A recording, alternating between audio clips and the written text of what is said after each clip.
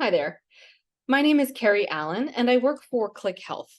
I lead our corporate reputation and public relations practice, and I've worked in the news and communications industry for more than 20 years. I've helped a variety of clients ranging from Fortune 500 CEOs to Hollywood celebrities to leading experts and doctors all across the United States prepare for news media interviews in a variety of formats, whether from TV to broadcast, podcast, digital, or a live interview on the street. We can help you prepare and feel confident about any media interview that you might have using a couple of tips and a couple of tricks to help you guide the interview itself. So I'm going to take you through a couple of things that you can use to help feel prepared. The first we'll talk about is preparing your space and how to make sure any space and area is ready for a media interview in our modern environment.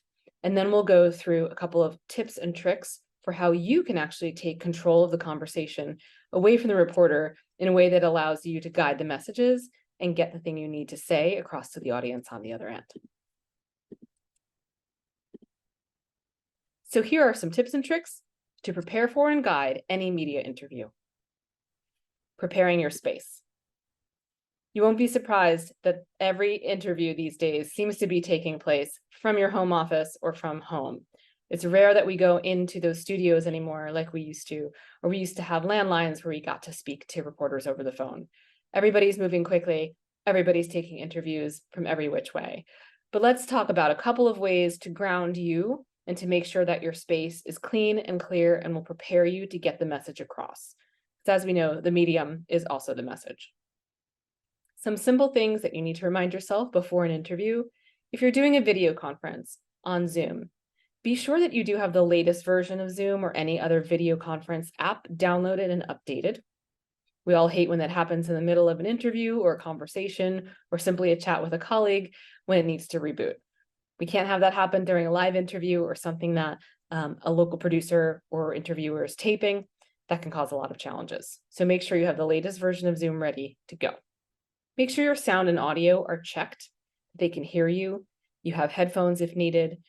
The internal or external mic is ready to go, and there's no issues. You can always log on early and ask for a tech check so everything is clean and clear. Arrange for appropriate and flattering lighting. Many of us have ring lights at home now. You can buy them at a relatively low cost, or just have really strong lighting from where you're sitting. And ensure, like I am, that your camera is positioned to the center of your face. You don't want it facing too up or too far down, or to have anything distracting in the background. Wear a very simple wardrobe when you're doing TV interviews using Zoom or a video conference tech. No bright colors or patterns. Blue or black reads very well on camera. Collared shirts and blazers also come across very clean and clear. If you're doing an audio interview for a radio station or podcast, or sometimes even for a digital or print interview, a reporter will want to speak to you via audio. They won't even want you to turn the camera on. For that, make sure you, again, have downloaded Zoom, Skype, or whatever their preferred platform is. Podcasts use a variety of different apps to record guests. So make sure you have that ready for podcasts or the old school terrestrial radio recordings. Have some water or tea handy. You may need it during the interview. And again, if it's not a live one, take the time to take a breath and prepare before you answer your next question. A wonderful thing about audio interviews is that you can have your notes in front of you. You don't have to look perfect on camera, and the light doesn't have to be on your face. So feel free to have those notes in front of you, prepared and rehearsed and ready to go. The next tip might sound a little funny, but it's ideal to be in a small space, even in a closet if you can, where you wouldn't be disturbed. Closets, while sounding funny, are great for audio interviews because the clothes almost act as a surround sound booth. So if you can find a place like that and give yourself a chair and a little time to speak, that's great. But a big cavernous room, like your bathroom or a place like that, wouldn't make sense because of the echoes. For most of us, we'll be at our home office or our real office. But if you have a place that is very quiet, that's a great opportunity to take. We have so many buzzers going on and off on all of our devices these days. Make sure that your phone and any other alerts are turned off. Make sure that your colleagues or your family members know that you need to not be disturbed, particularly for a live interview. And obviously just make sure that doors are closed and folks know that you shouldn't be bothered for whatever amount of time you're preparing. For a phone interview, use a landline if available that has the clearest signal still. It's an easy way to connect with radio producers. They prefer that most.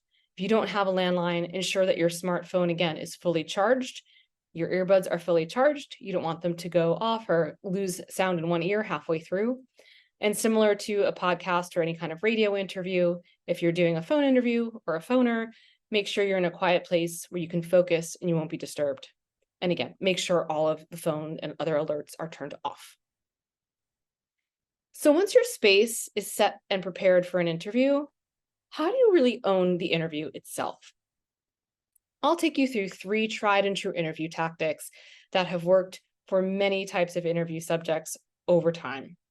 And those are hooking, bridging, and flagging. So what is hooking? Hooking purposefully uses phrases that will hook a reporter or a TV host's attention and tee up the next question that you want to answer. So all 3 of these techniques help to take the message and put it back in your court. And these aren't meant to make the interview combative or difficult. It's simply a subtle way to turn the tables a little bit so you get to control the message and how it comes out. And important things that you want to say don't get lost if different interviews come up or different questions are arisen during the conversation. So perhaps you're there to speak about a rise in HIV cases among a certain community, but that hasn't come up yet in the interview. Or you think the reporter is starting to go down a different path. You don't have to follow them. You can hook them back and say, for example, the group that's contracting HIV at the highest rate right now is not the one you think it is.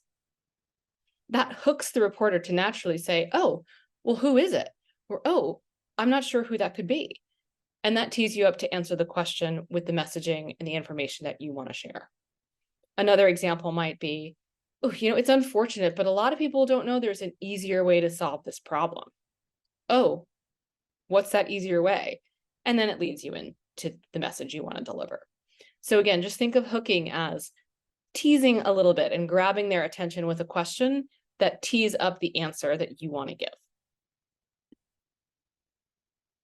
For example, a spokesperson may say something like, many communities are concerned about changing weather patterns that cause unpredictable emergencies like poor air quality due to wildfire smoke.